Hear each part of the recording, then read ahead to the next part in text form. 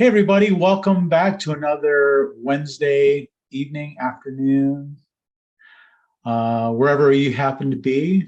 Live stream here in the Facebook Pros.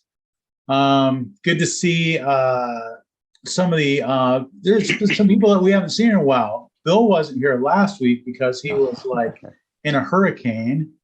Yeah. So that, he's excused. Thank you. Thanks, Dad. You got a hall pass. Yeah. And then there's Tunes, Bo Tunde. Hey, we haven't seen him in like weeks, maybe months. I don't know. Been a while, yeah. It's been a long time since we've seen you, Tunes. So welcome back, buddy. Yes, thank you, sir. Awesome. How are things on the African continent? It's good. It's good. Everything is fine. I see you a lot on social media, man. You're kind of like a social media star now. Thank you so much. He's the African influencer. He is indeed. He is. Him and you his so much. beautiful girls. I know. his gorgeous little girls on there. His girls, they are beautiful. They are, absolutely. Yeah. Thank you. So that's always fun. So, well, thanks for joining us. And gosh, I'm sure the Dobbins have some harrowing stories about last week. Bill, just give us all an update. We know everybody's been concerned. You've been in our prayers, of course, and everything, and see that you're okay. Well, first thing I want to say, Chris, is thank God for this group. There's a lot of members on that group that reached out personally, and then we started a GoFundMe page for our employees, and a lot of the members in this group had stepped up quickly, and I can't thank you all enough. I'm going to create a video as this goes, and you'll know exactly where your money goes and who it's helping and how it's helping. And I think that's good because I was thinking about it myself. I've donated to Red Cross and, United Way. And I've always said to myself, I'd really like to know where my money goes and who I'm helping. So when I know that somebody's coming in directly here, I want them to know how you are affecting people's lives. So because of this forum, Chris, you gave me an opportunity to connect with some really amazing people. And not just guys that are on here every single week. I mean, guys that we know listen to it, but don't always participate. They still reached out. On top of that, we were able to connect with Glacier Nation. They did an amazing donation. And the one that blew me away was Don Freeze at FHC. A real connection there. So I've sent them with Danny and Paul Donahue and everybody at FHC a great big thank you for everything that they've done. And if you know Don Freeze, he's all about helping people in the glass industry. And I couldn't be more grateful. But we have an amazing industry. And I think when any of us get into any kind of problems, all the rest of it, it's a brotherhood and everybody's stepping up to help. So I want you all to know, no matter what size donation at all, or even if it was just a text, I really, truly appreciate it. Well, that's awesome. And that makes me feel really good to hear that report. And if you don't mind, if there's still a link up somewhere where those of us who haven't made a contribution can still do that. Yeah, I'll do just share that. I'll do it tonight as I'm doing this. Yeah, there's a link that I can share. Awesome. One of them you have to be on Facebook, but there's another one that even if you're not on Facebook, you can do it. And I think that's what most people like because they don't necessarily get on Facebook all the time. Mm-hmm. So I'll send it out and then I'll just post it to our group. Well, our group is Facebook, right? So I could just post it to the group anyhow. All right, I'll do that. Yeah, excellent. So where I live, I'm east. If you look at the map of Florida, Route 41 on the west coast of Florida runs up along the coast, like your US 1, I guess you would call it in California, right? Yeah. Right. But here, 41 goes from Tampa all the way down to Naples and then cuts across over to Miami.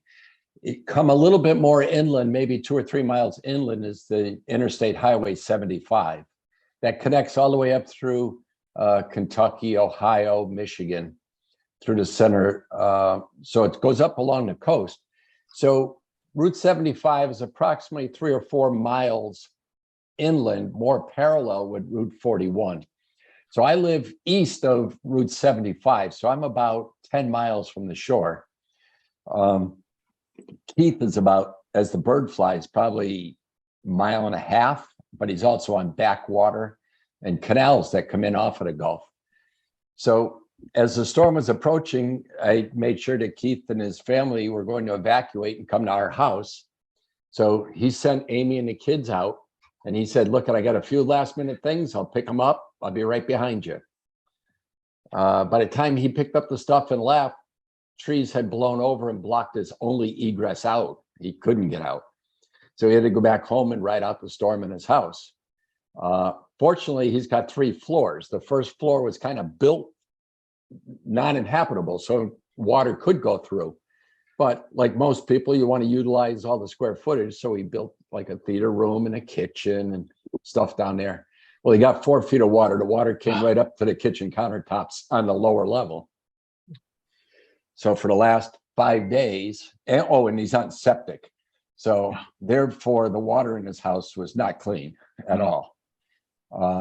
So we were getting that pumped out. The water started to recede and it did not smell good. And we had to cut the sheetrock from 4 feet all the way along the lower level and then power wash everything out, then get it disinfected and dried.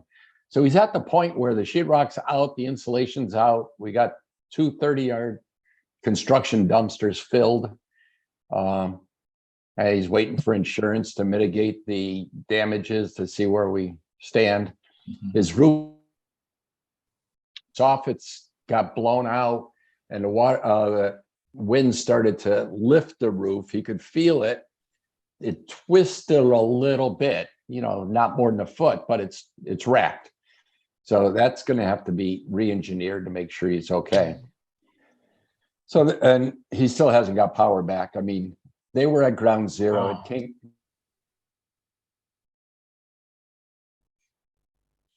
Estimated. Fortunately, his house wasn't built back in the 50s or 60s, so it's pretty strong structurally. But the trees around there are all big old trees, and they just blocked everything. Well, a lot of people had vinyl siding that's ripped off and roof shutters, but power, internet, they're still not seeing that. So the whole neighborhood's on generators. And the sad part about generators, as you guys know, if you're not careful with them, you can get carbon monoxide. You've got to get them out of the house. You got to keep them ventilated. So try not to keep them within 15 feet of the house. Fortunately, he's got it out in the back deck and he's got pretty good sealed windows there. So he's good. But I just heard today, generators. Well, you got to keep fueling them too. Yeah, you got to keep fueling them. You got to make sure that they cool down. It's like your lawnmower, right? You're running and you shouldn't throw gas in it when the exhaust is so hot that it could start on fire. And there were houses that, the electric lines came down, hit a metal roof, started a fire. So a couple of the homes they lost because of fire, not because of the wind or the surge. It was just because of fire. So it's sad. I see search and rescue teams from all over the country here. President was here today. Governor, senators, everybody were walking Fort Myers Beach, which mostly got washed out to sea. If you've seen any of those national or Weather Channel area views, it's awful. They're very cautious about the loss of life. They don't want to give numbers until it's confirmed by the medical examiner. And that's only on bodies that were found and retrieved. So they still have search. I ran into some guys tonight at the local grocery store. They're here from New York, Missouri, Minnesota. They're coming from all over the country. The electrical linemen, I've never seen it more in my life. I mean, they had them pre-staged prior to the storm, and that's the beauty of hurricanes. You kind of know they're coming. It's just a matter of where on the map they're going to hit, but you have a pretty good idea. It's not like earthquakes. They just come out of nowhere and really nobody's prepared for that. So at least they were pre-staged and had more generators than they've ever had in the history of Florida ready to go. Water and food were ready to come in. So the emergency crews are amazing. So, you know, we're almost a week. I think it was last Wednesday. Yeah, last Wednesday was a hit. So we're a week out right now. Mm-hmm. And there are neighborhoods that you didn't even know what happened. I mean, they're cleaned up, and the houses that were built to the newer codes they're good. But it's the older homes that are coastal that were built in the 50s and the 60s that don't have the hurricane codes. They're decimated, absolutely decimated. Businesses, restaurants, bars that were all along the coast, you know, places that you would go to highlight. Matter of fact, when Billy Britt came down, I took him out to eat the Doc Fords. That's gone. It's just washed out to sea. There's a Hooters next to it. The funny part is they're building a brand new Margaritaville hotel. It's under construction, and that held the storm just fine because it's all concrete, you know, with all the new codes. So following codes is extremely important, you know, both dwellings and commercial properties. The reason I started the GoFundMe page is we've got 4 employees that lost their homes completely, gone. Now, when I say gone, at least 8 feet of water, or the walls got wrecked to the point where they're unsalvageable. So even if the structure's standing, it's uninhabitable. So I've got to try and find them housing. Most of them are with friends or relatives for a short period of time, but I got to get them to a long-term apartment while they either rebuild their house or tear it down and rebuild. And that's the challenge we're getting. And this place in Southwest Florida, it's not cheap. The average 2-bedroom apartment's $2,300 a month. And that's if you can get one. And usually they don't accept dogs, or if you have a commercial vehicle, you can't be there. So that means you have to go out east more where the restrictions aren't as, you know, the gated communities get very protective of their pristine nature. So they don't let you, you know, commercial vehicles in. They don't want you to have a big dog. So if anyone has ever ordered anything from us, there's a girl that kind of coordinates everything. Her name's Libby. That was the picture of her house that she allowed us to use for the GoFundMe page. Oh my gosh. So I'm having a hard time getting it, but I got a source today for like a camper. I might be able to get a camper with a generator and let her park on the driveway of her own house while they start the rebuilding. And that way she can meet with the insurance agents and the flood insurance guys and the bankers and all of that.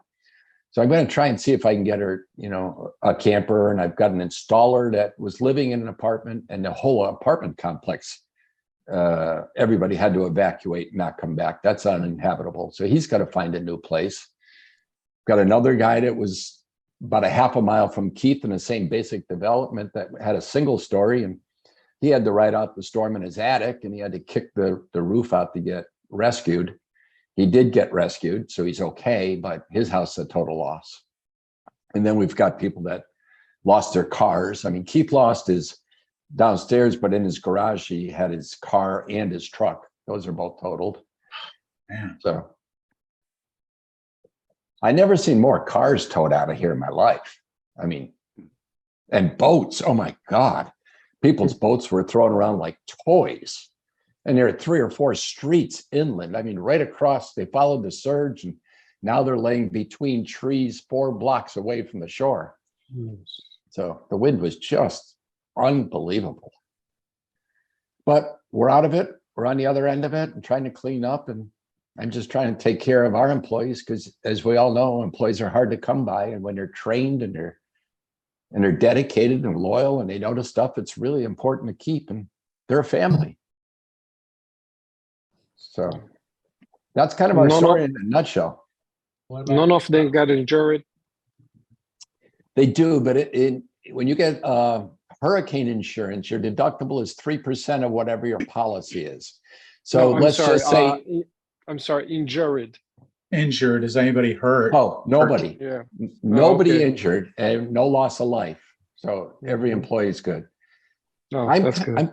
The other thing is I'm really fortunate with is that we've got so many stores and locations in Florida that our other teammates were driving down with supplies. So our Tampa store that didn't get hit, I mean, the guy went to the Lowe's and Home Depot up there and just loaded up on on supplies and gas cans, and then he stopped and filled up on gas because for the first 3 days you couldn't get gas because even the highways were impassable. So the fuel trucks couldn't get down to any of the stores to refuel, and all the people that were running on generators needed gas to get the generators going. So for 3 or 4 days, if you didn't have good preparations, yeah, it's a struggle. It's a real struggle. There's still people with no air conditioning and no lights, no internet. Cell towers got blown around, so even communication was spotty. So it's a struggle, and you start to realize how much you depend on the internet, how much you depend on computers and electricity. And it brings me back to my old days. I was talking to our guys today. We did all this stuff years ago without computers. I mean, we had paperwork for every single job. Mm-hmm. I know it's a pain in the neck, but boy, in times like this, it really pans out when you can't access your Outlook calendar, or you can't access your schedule to see who you're supposed to call and where your jobs are tied to. So there's a lot to learn from this, you know, whether it's an earthquake, a hurricane, a blizzard, fires, you got to have a disaster plan ready and be able to execute it. And then, you know, we set up a couple of emergency texts, group texts for all the managers. And then we use a program called Slack, which is pretty nice, where you can communicate with everybody. And within a few hours, we knew everybody was safe that had signal. So the ones that were really hit hard, they had no signal. So those are ones we were worried about. But fortunately, we lost nobody. So that's a big plus. As a company, we paid every single person. We did not make them take vacation or PTO. We just paid it. And we did it when COVID hit, and it came back in spades. Mm-hmm. So as a lesson to other guys here, if you have employees and you value those employees, take care of them. Make sure their family's taken care of. Then you'll have an employee for life. Because everybody's going to think they can go out and do what you do. But when a disaster hits and they realize the power of a company and a group of people that have got their back, it's really important. It's really important. So I know a lot of guys like Billy, he's growing his business, and Mike and Vitor, you want to be that same way. You want to grow your business. You got to keep all these things in mind. You got to really stay connected to your team. Stay connected. Make sure that they know you've got their back. And sometimes it hurts, but in the long run, you got to look at the bigger picture. Mm-hmm. That's true. We ran into something today that I haven't run into in 30 years in this. Had a customer call today and says, I know I got a deposit on the door. I don't have a house left. Can I get my deposit back? Now their glass is all made. That went through D3. We made all the glass custom, so it's not like I can reuse it somewhere. What do I do? Am I going to say, no, you can't have your money back? This person just lost their house. You know? Yeah. But the other thing is, do you have a heart-to-heart talk with them and say, well, wait a minute, this is part of your insurance claim. It adds up to your deductible. We didn't use the hinges and handle. Of course, I can give you all that money back, but how about that glass? And I sit back and look at it and said, maybe that's the right thing, but if I just lost my house, the last thing I want to do is negotiate with somebody over the last couple of $100. We're going to give it back. But then as soon as I made that decision, we had 10 others call. These are all people that we've already taken their deposit, made their door ready for installation. But I think treating customers is the same way that you would treat your teammates, it'll still come back, because you get one customer that gets upset, they can make your life miserable. They want to be back to the future. Yeah, they will. You're absolutely right. Yeah, you're absolutely right. You'll probably be very busy down the road. Oh my God. What I saw, most of what got destroyed were homes that we are traditionally doing work in up and down the coast, right? And if we have an 80% market share of that area, we're going to be busy for 5 years plus. Plus, with the laminator and the autoclave now, they're going to be buying impact glass, and they'll probably change their outside railings out to glass instead of the aluminum. So I'm sure that we will be jam-packed with business. Hey, How talking did you do, Bill? I mean, your house and I have a relatively new home. I've only been in here 2 years, and it's got we're up to the new codes. I'm far enough off the coast. We did fine. You know, my boat dock got ripped off its pilings. It actually snapped a piling. They fixed that this morning. That was really the only damage. I have one roof shingle that I've got to get put back on. So to me, I consider it unscathed, really. But when I see what the other teammates go through, that's what breaks my heart. You know, especially the young people that have worked so hard to get their first house. And then, you know, they had to come up with 10 or 15% of the house deposit before they could get a mortgage, and they're still going to have that mortgage payment. And I hear from them that, oh, the bank is going to delay their mortgage payment for 3 months. But at 3 months, they expect all of that 3 months plus the month that's due. So all they're doing is giving you a reprieve for 3 months, but they want all of it on month 4. Yeah. That's not really a break. no. It's only. What about your facility? So the facility is 3 years old. A big metal building with a metal corrugated roof. That's, you know, it's pretty solid, but the wind did get to it and peeled back in a couple of spots. So the rain came in through there, saturated the insulation, and that fell down on our cutting line. So both our cutting tables were just loaded with wet insulation and rain. Years ago, if that happened to your cutting table, it was made of MFD and it would start bubbling the wood underneath the felt. But fortunately, the 2 tables I had, they put some kind of a heavy duty shellac in that MFD. It didn't damage the tables at all. That's good. So, you know, we came in, did clean up, got rid of all that. And now we had the roofers there the last 2 days looking and evaluating it. But what we did is put tarps up inside the building so that if it does come through the roof, at least we can direct the water to a barrel, get it back outside, and the guys can use the cutting table. They can work under the tent, so to speak. And that's really the only place we had damage. The outside of the building took a beat. We have this fence that goes around the building. And it got destroyed. Got our estimate on that, $80,000 just for the fence work. Wow. Which I think is a rip off. Probably wasn't anywhere near that, but aluminum is at a commodity. They can't get it. The guy said, even if I gave him the contract to do it, it's going to be 2 years. So we're thinking of other ways of securing it.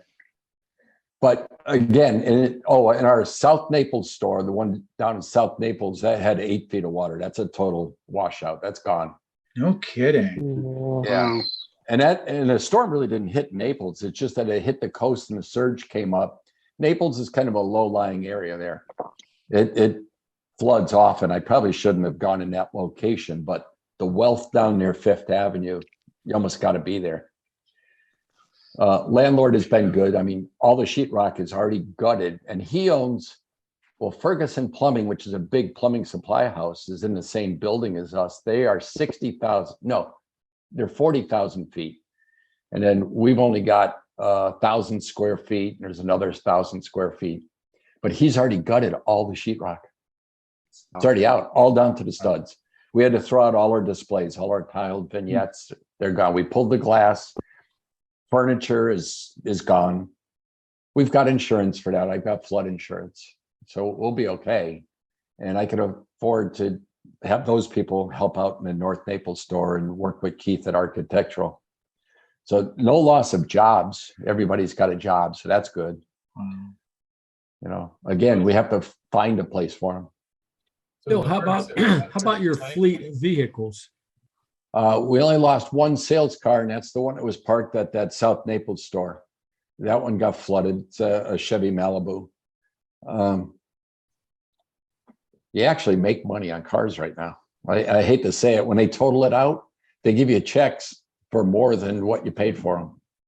But that's the way it is. I mean, I traded in a ProMaster about 6 months ago, and I got a brand new Ford Transit. And I almost paid for it with the money that I got as a trade-in value. They're able to sell those trucks like crazy. Mm-hmm. Yeah. So the vehicle's not a worry, other than I have to get another vehicle and they're hard to come by. Right. So I can get an Equinox, which is like this small SUV. So I think I'll do that. It's like $5,000 more than a Malibu. So we'll just get that. But that's the only vehicle we lost. And it's funny, if you ever come to our shop, I'm on the same street as Amazon, just built this monster distribution center. They had 4 tractor trailer trucks and that lot get flipped over. Wow. Yeah, I got some pretty good video of stuff they got flipped over. It's like, what? Can't believe it. But you know, those beds, if there's no weight in it, they're like a sail, right? Yeah, really. You brought your trucks inside the building? Yeah, we got 22 vehicles inside the building. So it was pretty good. Hold on one second. We have a thermometer. In that closet in there, I think. What's it look like? I don't know.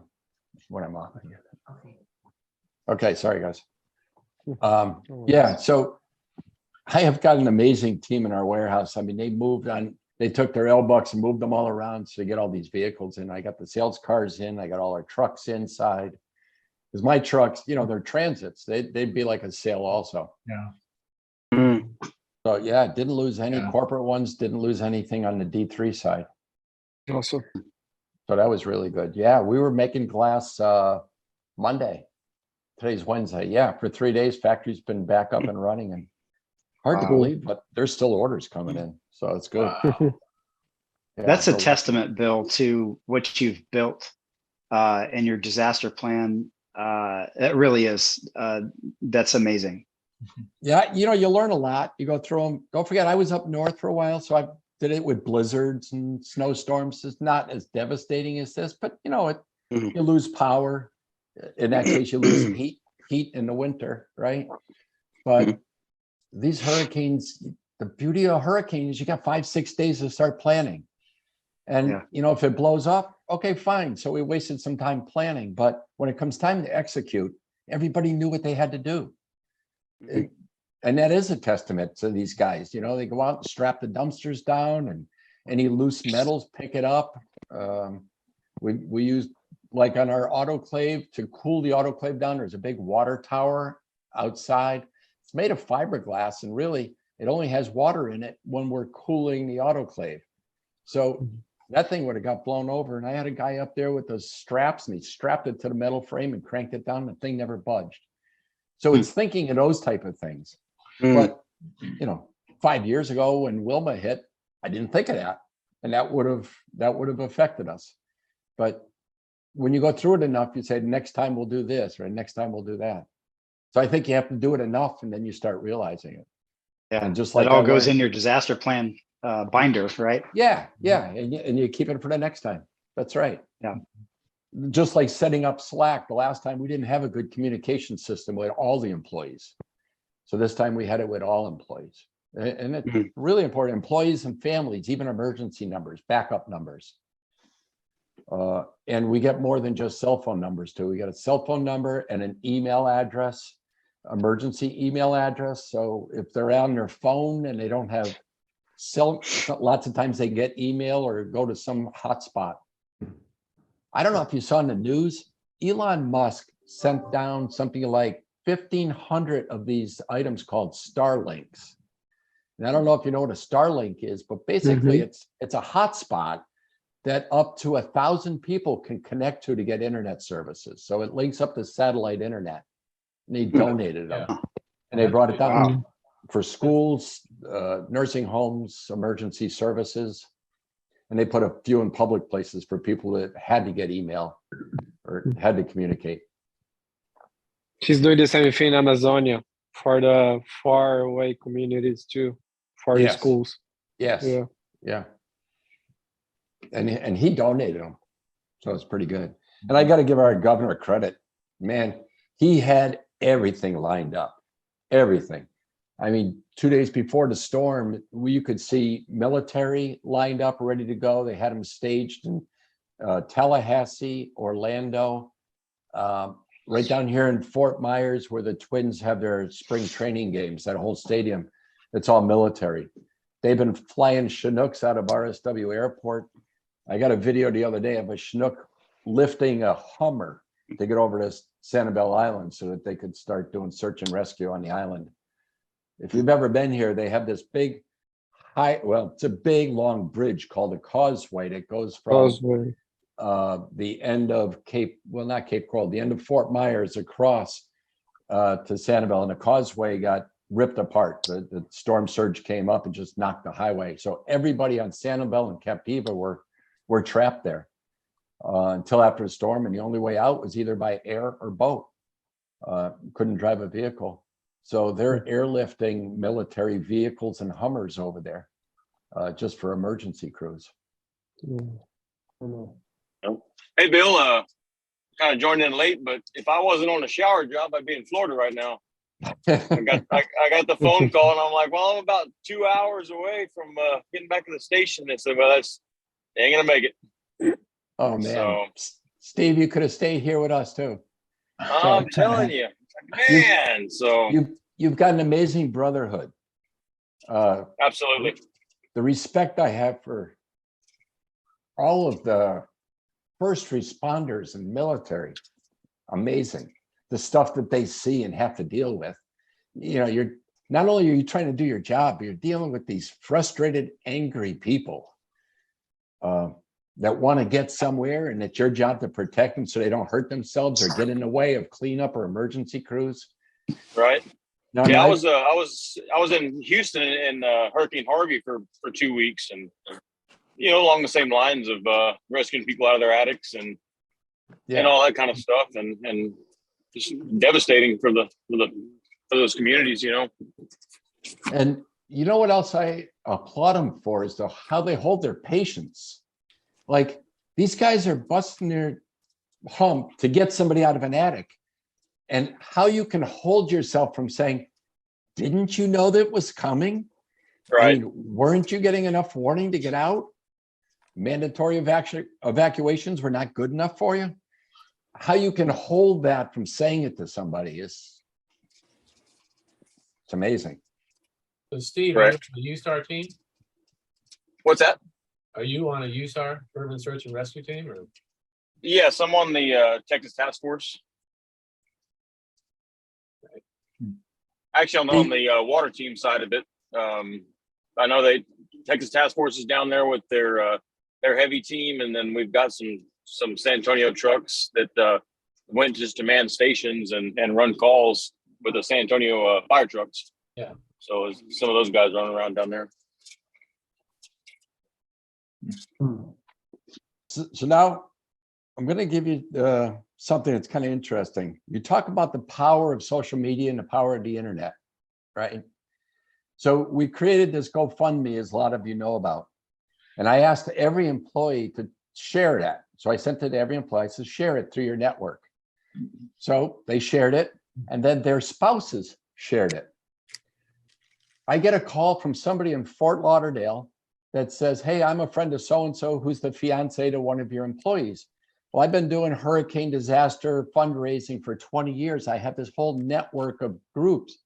So I got a call today from Auburn University that want to do a tailgate party on Saturday at their football game. And they want to know if there's any particular charity that I knew personally that they could send the funds to. And it's unbelievable. So after this Saturday's game, we will probably be getting another donation for there.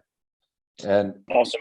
Any of these guys that clicked on later, I started this off by thanking everybody on this group that stepped up and donated or sent me a text or best wishes or just checking on us. I can't thank you enough. All of you for your financial donations. I will be creating a video of who we helped, how we helped them, and how your money was spent to help them. And I promise I'm taking the responsibility on myself so that I'll know where every single dollar goes to. It will not go to waste. There's people that need food, clothing, furniture, housing, transportation. Most of them are insured, so the transportation is really just covering their deductible so that they can be made whole and get a new vehicle. The rest is getting them into some kind of housing, and if they need to come up with first month's, last month's security deposit, hopefully this fund will be able to help them and they can get their deposit back at some point. And whatever funds are left over, if there are any, we'll donate to the local children's charity, Golisano Children's Hospital. but I want to make that pledge to everybody because, like I said, when I donate to a major charity, I don't know where my money goes. I feel good when I donate it, but I really would like to see it benefiting somebody. So I pledge to all of you that have reached out. I will make sure that you know where your money is spent and how it's spent. Wow. Well, thanks for your leadership, and Absolutely. it really makes, me think about, what kind of a plan do we have in place for an emergency, or if there's a disaster, what will we do? And, we're little, we don't have employees, we don't have, a bunch of trucks or a bunch of equipment or anything like that. Thanks for your leadership. But we're little, we don't have employees, we don't have. Makes me wonder, what would be the first steps in putting together like a disaster plan like that? Yeah, I mean, Chris, even if you don't have employees, right? In your case, what customers are you going to call? How are you going to reschedule? You're going to call your vendors. Can you accept shipments? Where do they leave them? How do you secure your truck, your tools, your shop if you have one? Just those simple things. And then you just start, the bigger you get, you just multiply it out, right? But those are the things that are important. I mean, we had a customer scream at our people why we didn't call them last Wednesday. And well, wait a minute, nobody had service. I couldn't have. And I don't know if you would have been there if I did call. But he's screaming at a guy. And I said, you know what, maybe I don't think we're the right company for you. Yeah. And I feel really bad about it because I don't like doing that. But for him to start going off on an employee that's really trying to help, I mean, no, I don't tolerate that. Yeah.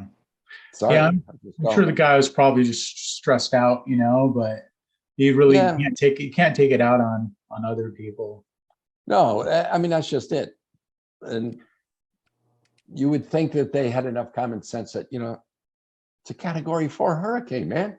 This is like what they called it, a 1 in 1,000-year storm. You got to be somewhat sympathetic, somewhat. And he was in the storm too, right? You know what? I don't know his address. That's a good question, Brian. I know he was in Southwest Florida, but I don't know if he was in the area, right? Right. I mean, he couldn't have been that far. No, I mean, he was definitely, somebody that we're installing his door, right? Wow. But it was just crazy, just absolutely crazy. Chris, what I'm looking down is I'm remembering that I got to text it to you. So maybe it was your competitor. Yeah, right. I could only hope so. I can only hope my competitor is that unsympathetic. Yeah, that would be good. I've had that in the past. I don't know how many of you guys have that, where your competitors try and badmouth you. That's the best thing you could have. Absolutely, I love that. That's the I'm best dealing with thing that you right can have. now. I'm dealing with that right now. Yep. What a compliment, That's the best thing for you, because customers don't like to hear that. They don't like to hear you bashing somebody else. No. Even when they're bad talking your competitor, it's like they'll tell me, oh yeah, we called these guys and they, whatever, blah, blah, blah. Even then, I try to say the best thing I can think of about them. Oh no, these customers don't join in, that's a trap. For sure. Yeah, but I think, you nailed it on the head when you said, common sense. I mean, common sense is not all that common anymore. No. But and you got to stay level-headed too. I look at it like, you can win the battle and lose the war, because if that guy goes off on you like that, he's also going to be the keyboard hero guy that goes on to Google and starts bashing you for some stupid reason. So you got to keep your head.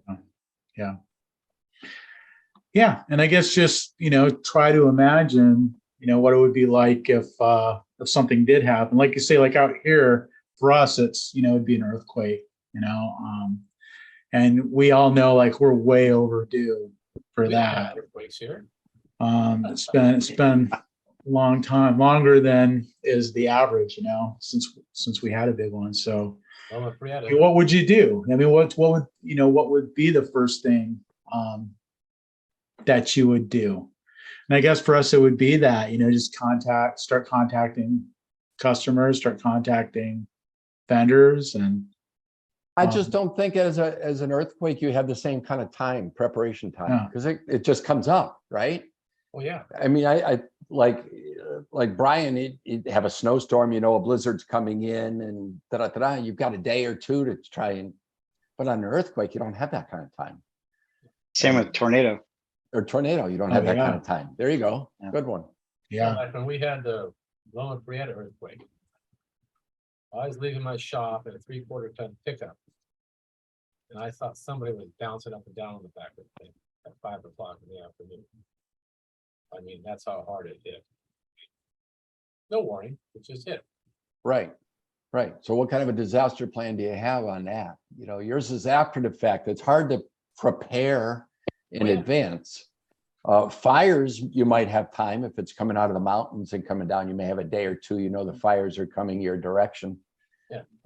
COVID, that was another thing that, you know, we learned from COVID too. So we learned about paying the employees if they have to take off, if it's not there. If they're not taking off the day for their reason, it's because the company is telling them to take it off or to be safe with their family, then the company really should take care of them. Or at least that's the right thing to do. If you don't, it just forms a bad animosity. And then all the good culture building you do to build something up, you could lose it by making one poor decision. And that one decision could cost you a lot of money, but in the long run, it's money well spent. It really is. It's tough. I mean, I've been through it going from 10 employees to 15 to 20 and all the different cycles of building it up. And yeah, I learned a lot over that time. I made the wrong, you know, decision at times, and I learned from that. Mm-hmm. I've still got scars from losing good employees because of a poor decision. Yeah. And it wasn't that it was an immoral decision or an irrational decision. Most of the time, I've got a caution on the air of what would I do if I were them? Now I understand their point of view. They have a family to take care of. You're asking them to stay home. They'd like to get paid. Mm-hmm. It's tough. It's really tough. I mean, there's no law saying that I have to pay anybody for that. It's a natural, you know, it's a natural disaster. But, you know, I don't want employees coming back the next day and just have a really bad attitude. I'd much rather them say, what wall can we run through for you? You know, you were there for us. What can we do for you? You need me to stay late? Need me to finish the job? I'd be more than happy to. Need me to work a Saturday? You paid me when I stayed home with my family. I'll work Saturday. I'll work Sunday. What do you need? That's the attitude that we try and build, a team attitude. Mm-hmm. Right. I mean, that's it, right? When it all comes down, it's like, how are you going to respond? I mean, anybody can say, oh, you know, this is what I would do, or this is what people should do. You know, this is how people should handle things. But when it actually happens, we see, you know, how people handle things, you know, and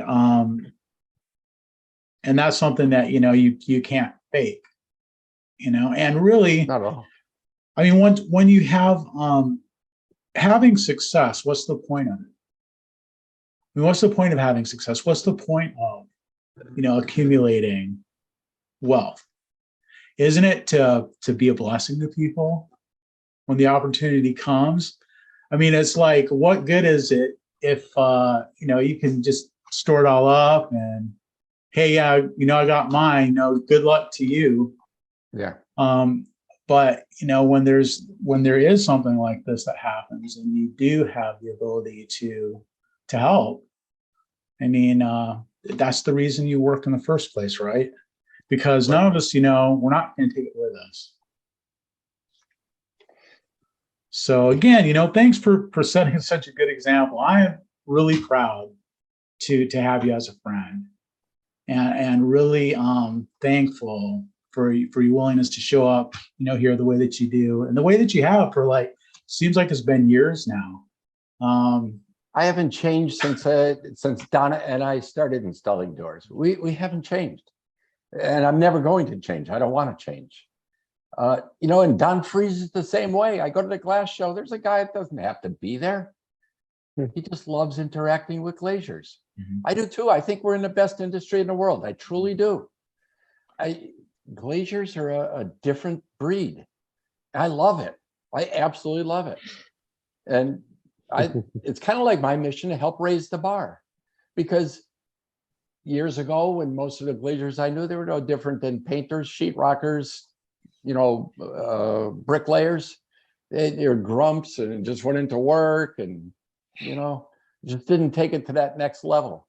And I'm seeing that level. I'm watching other guys on this page, how they're growing their businesses and being professional. That's really good. That's a good sign. We've got a hell of an industry. We've got a great industry. When our jobs are done, people look back and they go, wow, it's nice. You don't hear that all the time with a lot of the other industries. You just don't. I mean, the guy could be the best stucco guy in the world, and you just don't hear it. Painters are painters, they don't say, oh my God, you did such a great job painting my walls. You'll hear a comment there or there, but you put in a good shower door, a good glass railing, those people rave about it. I think it's just a phenomenal trade. I'm trying to, I work closely with high schools and try and get kids into the trades and show them the glass industry, whether it's in the manufacturing end or the installation end.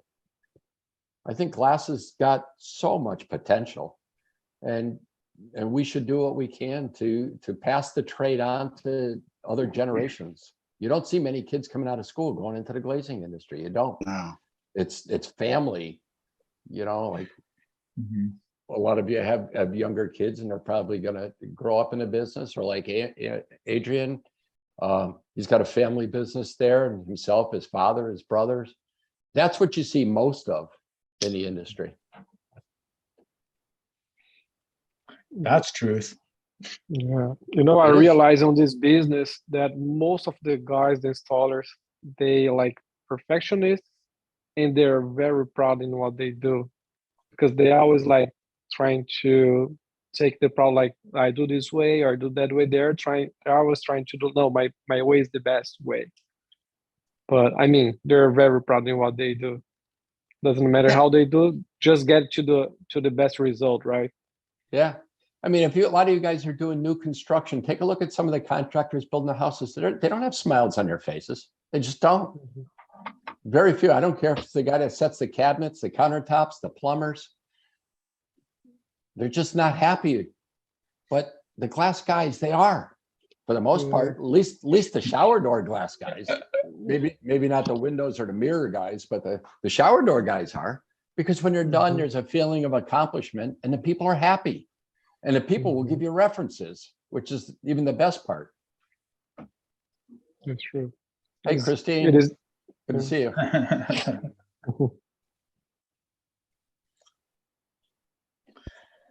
So I didn't mean to suck up your time. You just wanted me to talk about something. No, I didn't mean to suck up your time. No, this is what's happening now, and this is what's going on. I can't imagine talking about anything else.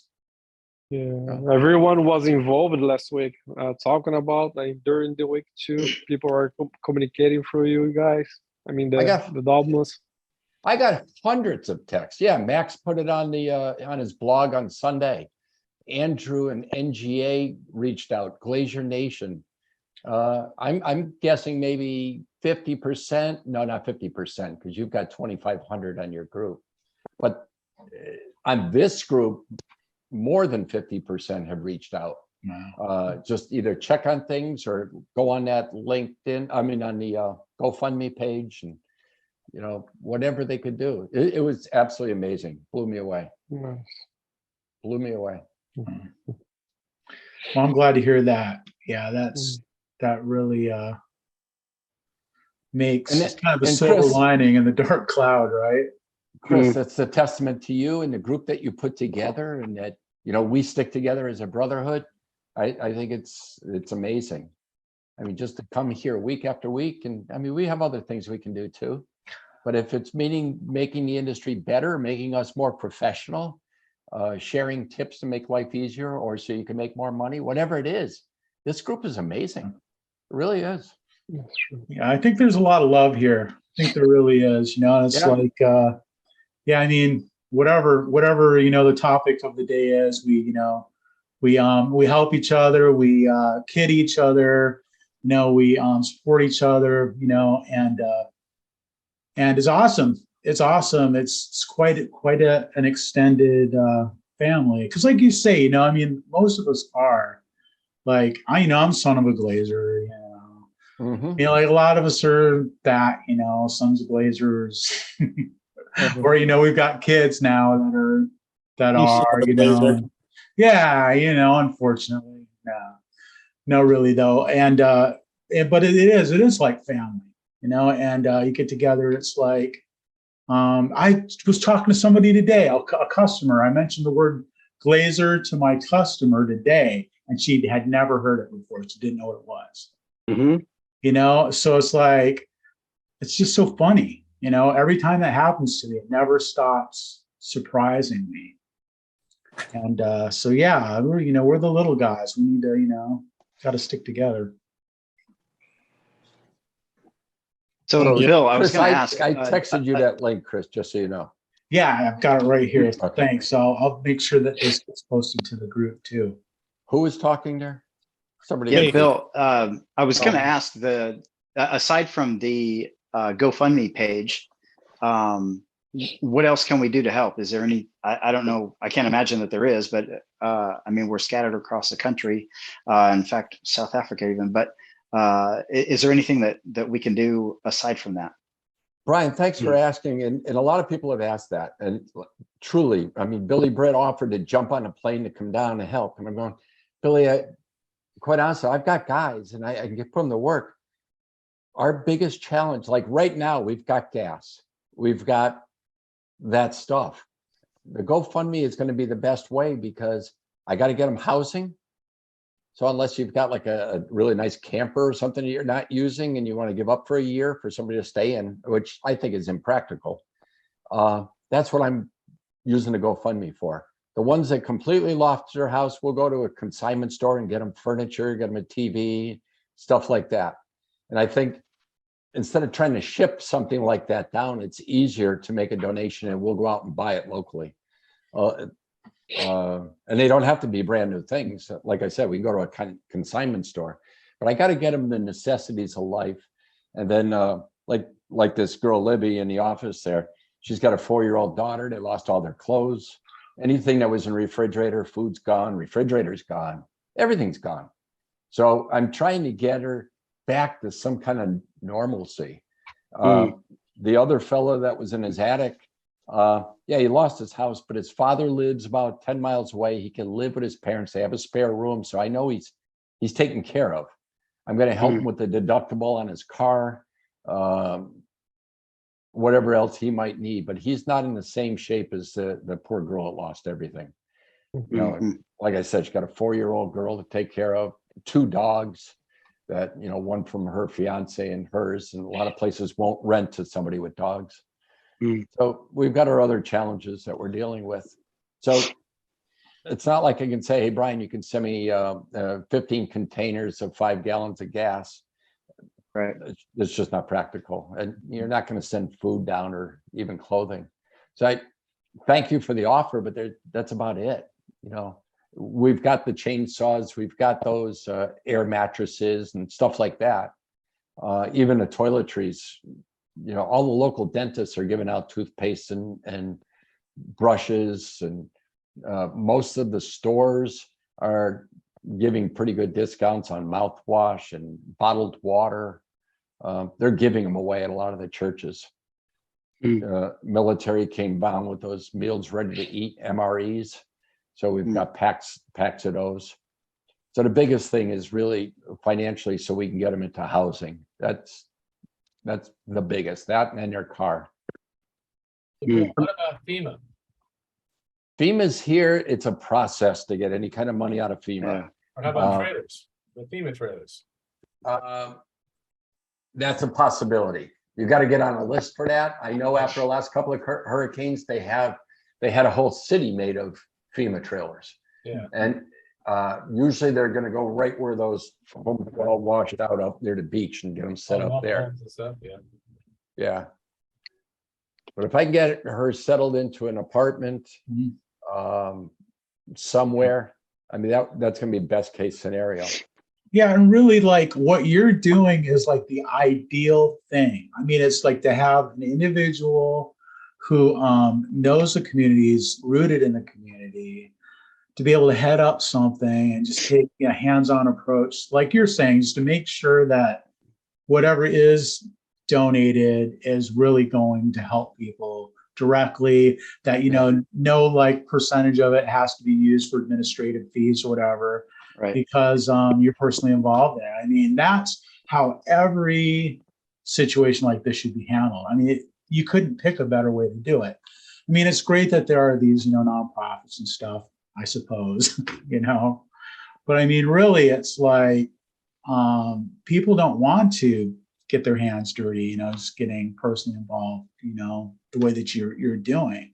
But it's the best way to solve a problem, because you can get up close and personal with people and see where the needs really are, and make those you know, executive decisions, you know, and especially someone who has a lot of experience doing that, you know, of making decisions every day, you know, on how things need to go, get things done quickly and efficiently. And so that's awesome, man. I'm just really, I think that your community is really fortunate to have you just in the first place, of course, you know, but especially being willing to step up.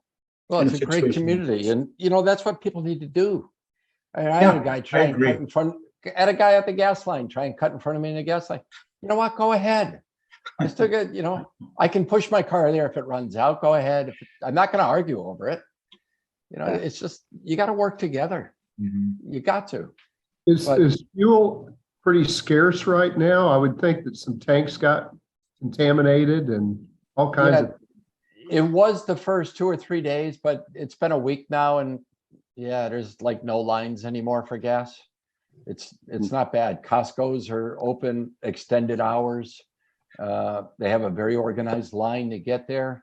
It's been pretty good. The regular, I mean, Starbucks still hasn't opened, which blows me away, but all the major stores are open. People are back to work in most places, except the ones that were really hit hard, because the store may not even be there, or there's no traffic allowed in that area. But as you come inland, yeah, it's almost like as usual. But the first 2 or 3 days, Brad, my God, they were fighting over getting gas. They had to ration out how many cans you could fill up, because they wanted to keep the lines moving for people that did need the gas. So you could fill up your car in up to 2 tanks of portable 5-gallon ones.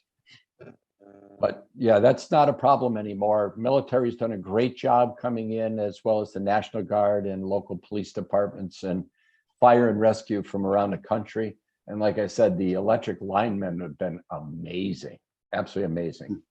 Those guys are working around the clock with very dangerous situations, dealing with traffic, trying to go around them, clearing branches, and then high power lines. It's a rough job. That's a job I would never want, never. It's good to live in the US. Kudos to those guys, you know? Yeah. I get upset. Like Keith needed his 30-yard dumpster, and I knew that the truck was on the way, and I wanted to meet him there to show him where the house was. And this guy was right on the road, and he couldn't go because nobody would get out of his car and let him know if he could clear to go underneath this high power line, because the line was sagging. There was a tree on it. It was sagging. And I fortunately got out, stopped the thing. And, you know, the guy made it by 3 inches. But when you're sitting in that truck and you got a dumpster behind you, you don't know if you're going to clear. And he says, I couldn't chance it. I could get electrocuted. I'd say, yeah, by all means. But the other people didn't care. They were just driving around him or tooting a horn at him. Nobody said, hey, maybe he needs some help. So it's just like out here in California, we had all these wildfires. And all of a sudden you're seeing yards full of line trucks from back east. Yep. I mean, they just showed up. And it's amazing. And the tree service companies, they go and trim all the trees down. Everybody gets pissed off. I mean, they're in the hundreds, and you know, it's crazy. Do what you got to do. You don't realize the value of it until something like this happens. Then you realize how valuable those guys' job is. You know, if they make a mistake, it could be their life, especially those linemen. You know, cut a tree branch, falls on the thing, and all of a sudden they're electrocuted. You know, what's the worst part is if you're a lineman and you've got a generator in your house and you plug it into your house and the lineman gets up there on the pole, you're re-energizing the transformer. Coming from the other way. Yeah. You can kill the guy, you know. Fortunately, they've got testers now because so many people have generators that. Well, yeah. I'm talking about That's some not homeowner happening. that has a Honda generator. Yeah. And they plug it into their house and it goes back out through the pole up to the transformer. And it does just the opposite. Yeah. Without shutting your breaker off. That's right. Yeah. Wow. Well, hey, before we close, Chris, I want to thank everybody again. I thank you for having this page and a venue for me to be able to get the message out to help these people. And I'll keep you all informed as this goes. Thanks. It's a struggle, but I'll keep you all informed. Everybody that made a donation, thank you, thank you, thank you. Well, thanks to you, Bill, again. And you know, if you're listening to this on the podcast, and what you want to do is go to GoFundMe and look up Hurricane Ian My Shower Door Employee Relief Fund. That's how you contribute on GoFundMe. I'll put the link in. I've already put it up on Facebook. I'll make sure it goes in YouTube video as a link, because I mean, this isn't going to be over next week, right? Or by the end of the month. I mean, this is something that's going to be going on. Let me say one more thing, Chris, too, because I've never set up a GoFundMe page before, so this was new for us. If you do decide to go on there, they have to make money. I mean, the guy developed creating the app. They get 2.9% of any donation. There's also a little thing in there. You got to scroll the page down. They put themselves in a 15% tip, but there's a slide bar. You can just slide it over to zero. It doesn't cost anything. But I don't want anyone to get caught on anything sneaky. I got caught. I was the first one to donate to the page, and I didn't know about it. But my CFO was pretty good, and he says, "Hey, you got to do this." So if I didn't know that. Does that? I didn't know. I didn't know that. But I gave out Very 1%. careful. Scroll. Yeah. Awesome. Good tip. Good tip. All right. So they're already getting their cut. You don't need to add anything more on to Hey, Bill, how about we just demo you the money? You can do that. The thing is, I want to be so transparent to everybody. And if you use the GoFundMe, I'll have a record of every single person so that I can keep you in the loop. Yeah. And I don't mind if you want a Venmo, I can easily do that. My wife has a Venmo. Her name is Donna Dobman. Just look up Donna Dobman. She has a Venmo account. Then she will transfer it. I'd set up a separate bank account just for this, so there's no commingling of funds. Yeah. I'll know every dollar coming in and every dollar going out. I want to be so transparent. I didn't want it mixed with company monies at all. So somebody somewhere comes back and said, "Oh, you're siphoning money." No. Yeah, Bill. Every dollar is going out there. We know you, man. Yeah. Sneaky. That's not the case. Yeah. We know you. That's what I do. I cause that wind. I turn on these fans out there. I cause this wind just to make the money.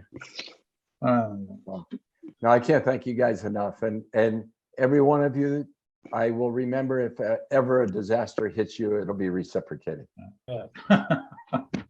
I hope a disaster doesn't. Careful what you say. It's not if, it's when. Well, right? Chris, I mean this seriously, Ari. Disasters are going to happen. Something's going to happen. It could be a family member gets cancer. Yeah. We'll give blood. We'll have everybody in our thing. We'll bring in the blood mobile and we'll give blood because it kind of, you do what you got to do to help people. Right. That's right. Right. Amen. So it doesn't have to be a hurricane. It could be a blizzard. It could be cancer. It could be a birth defect and you got a kid in ICU and need help. We're there to help. I'll be there to help. And based on what I saw from this group, we'll be there to help anybody in our We're in it together. Yeah. Yeah, that's been proven. Right. Hey, thanks so much everyone for Good guys. sharing.